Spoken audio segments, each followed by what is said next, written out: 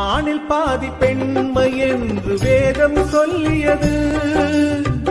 எந்த பாதி எங்கு சேரும் யார்தான் சொல்லுவது? தெய்வம் ஒன்று சேர்க்கும் சொந்தம் இங்கே சேர்கிறது. வேள்வித்தீயில் சுயநலங்கள் வெந்து தீகிறது. நிலவினை கிரகணம் தீண்டியது, மறுபடி பௌர்ணமி தோன்றியது. விதியும் புதியது, கதையும் புதியது. காலத்தின் தீர்ப்பு இது, தெய்வத்தின் சேர்ப்பு இது.